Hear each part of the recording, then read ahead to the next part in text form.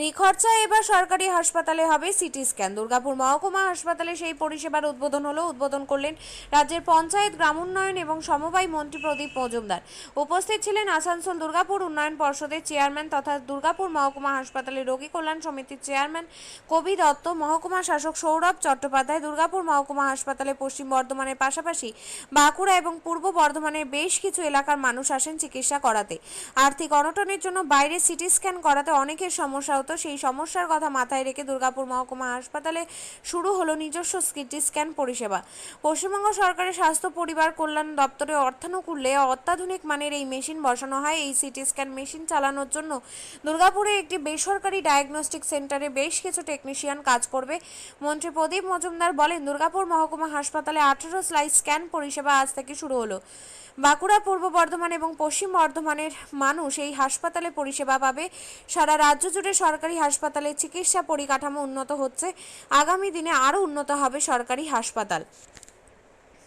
কি লাভ, একটা CT scan যন্ত্র এত সুন্দর হলো এবং এটা আপনাদের যেটা জানা দরকার যে মানে ওয়েস্ট বেঙ্গলে সুপার স্পেশালিটি হসপিটাল ছাড়া এই ফেসিলিটি কিন্তু কোথাও হয় না।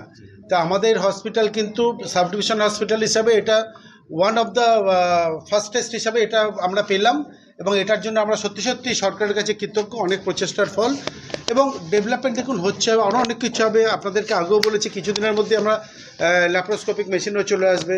আমরা ব্লাড সেপারেশন ইউনিটের জন্য করা আছে, আমরা ফলো আপ করছি। আমরা আশা করি সেটাও এই বছরের মধ্যে করে দেবো। পরে দেখা যাক, সব এমআরআইয়ের জন্য পরবর্তীকালে চেষ্টা করব। আমরা এটাকে একটা সেই জায়গায় নিয়ে যাওয়ার চেষ্টা করব যেই জায়গা সাধারণ মানুষের খুব দরকার। এই যে সিটি স্ক্যানটা বিনা পয়সায় হবে, আপনি চিন্তা করুন এটা সাধারণ লোকের মানে কত উপকার হতে পারে, কত ভালো ডায়াগনস্টিক হতে পারে। ব্যাস এইটুকুই আপনাদের কাছে প্রার্থনা যে ব্যাস আপনাদের সহযোগিতাটা সত্যি দরকার।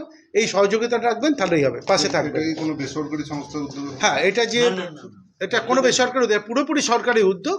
কিন্তু এই যে ডায়াগনস্টিক এটা করবে, আপনারা সেটা করবে, সাপোর্টটা সেটা একটা সার্ভিস সাপোর্ট সেটা তারা করবে। তার বিল তারা গভর্নমেন্ট থেকে কালেক্ট করবে, নট ফ্রম কমন পিপল, যারা আমাদের পেশেন্ট তাদের থেকে না। এটা পুরোপুরি সরকারি উদ্যোগ, টোটাল খরচাটা সরকার, পুরোপুরি সরকার। এই যে সার্ভিস একদম হসপিটালের উত্তর শ্রীবৃদ্ধি এবং এটা পুরোপুরি রোগী কল্যাণ সমিতির একটা ভুল বদলে দেওয়ার প্রয়াস, এটা তো সাধুবাদযোগ্য। কিন্তু হসপিটালের পরিকাঠামো সেই সঙ্গে উন্নতি হচ্ছে, যেটা হচ্ছে যে পরিচ্ছন্ন রাখার চেষ্টা এখনো বলতে কিন্তু সেভাবে না। আমি কিন্তু টোটালি অবজেক্ট করবো পরিচ্ছন্নতার কথা। আমরা আজ থেকে অন্তত 8-9 মাস আগে, নিয়ার অ্যাবাউট 1 বছর আগে পরিচ্ছন্নতাটা কিন্তু আমরা না, পরিচ্ছন্নতাটা কিন্তু আমরা খুব মানে 18 স্লাইস স্ক্যানের পরিষেবা আজ থেকে এখানে সংযোজিত হলো। সারা রাজ্যে কীভাবে আমাদের সরকারি হাসপাতাল এবং সরকারি উদ্যোগে ব্যবস্থাপনায় যেভাবে স্বাস্থ্য পরিষেবার ব্যাপ্তি এবং গুণগত মান বৃদ্ধি পাচ্ছে তা সকলেই সংবাদ মাধ্যমের মাধ্যমে আপনারা জানতে পারেন।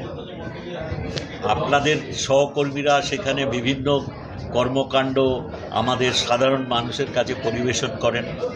আমরা বরাবরই মাননীয় মুখ্যমন্ত্রীর দৃষ্টি আকর্ষণ করি এবং উনি সঙ্গে সঙ্গে সহায়তার হাত বাড়িয়ে দেন। দুর্গাপুরে যা যা অসুবিধে আছে এবং এই হাসপাতালের যে জনপ্রিয়তা ক্রমশ বৃদ্ধি পাচ্ছে সেটা একটা প্রমাণ যে এখানের স্বাস্থ্য পরিষেবা অনেক উন্নত মানের এবং এখানের পরিষেবার ব্যাপ্তি অনেক বেড়েছে। বিগত কয়েক বছরে আমরা যা দেখেছি এটাও আমাদের একটা বিরাট আকাঙ্ক্ষা ছিল যে এখানে যত রোগীরা আসেন শুধু দুর্গাপুর বা পার্শ্ববর্তী ব্লক এর বা মহকুমার নয়, আমরা অন্য অন্য পার্শ্ববর্তী জেলার থেকেও অনেক দুস্থ রোগীরা এখানে আসেন। সেই জন্যে তাদের পক্ষে আজকালকার যে অপরিহার্য পরীক্ষাগুলো হয় স্বাস্থ্য পরিষেবাকে সঠিকভাবে পরিচালিত করার জন্যে, সেগুলোর জন্যে তারা অনেক অসুবিধায় পড়েন। আমরা ইলেকট্রনিক এক্সরের ব্যবস্থা করেছিলাম, আমরা এখানে স্ক্যানের জন্য অনুরোধ করেছিলাম, কিন্তু যে সময় আমরা অনুরোধ করি তখন পশ্চিমবঙ্গে সুপার স্পেশালিটি হাসপাতাল ছাড়া এই পরিষেবা দেওয়ার ব্যবস্থা ছিল না।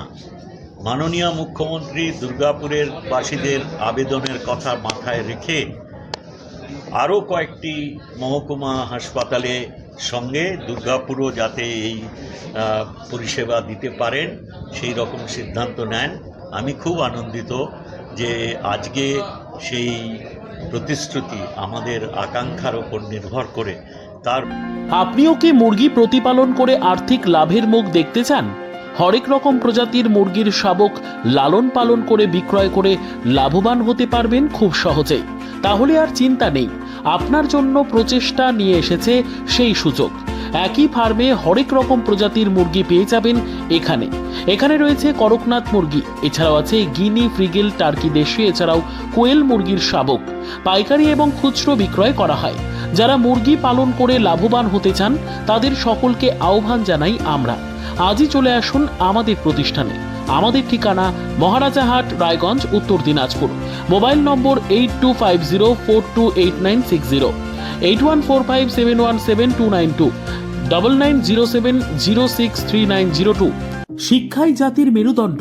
ছোট ছোট শিশুদের প্রাথমিক শিক্ষা পরিপূর্ণ না হলে আগামীতে সেই শিশুরা সঠিক পথে চলতে গিয়ে হোঁচট খায়।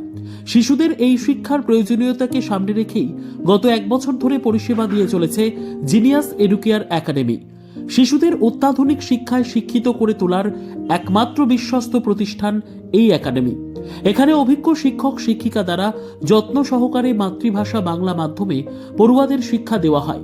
একেবারে খেলার ছলে বিনোদনমূলকভাবে বাচ্চাদের এখানে পাঠ দেওয়া হয়। পড়াশোনার পাশাপাশি বাচ্চাদের বিনোদনের ব্যবস্থাও রয়েছে এখানে। তাই আপনার বাচ্চাকে ছোট থেকে অভিনব শিক্ষায় শিক্ষিত করে মানুষের মতো মানুষ করে তুলতে হলে এই শিক্ষা প্রতিষ্ঠানের উপরে ভরসা করতেই হবে। আমাদের ঠিকানা জিনিয়াস এডুকেয়ার একাডেমি, স্থান ঘুঘুডাঙ্গা মোড়, পোস্ট ভূপালপুর, রায়গঞ্জ, উত্তর দিনাজপুর।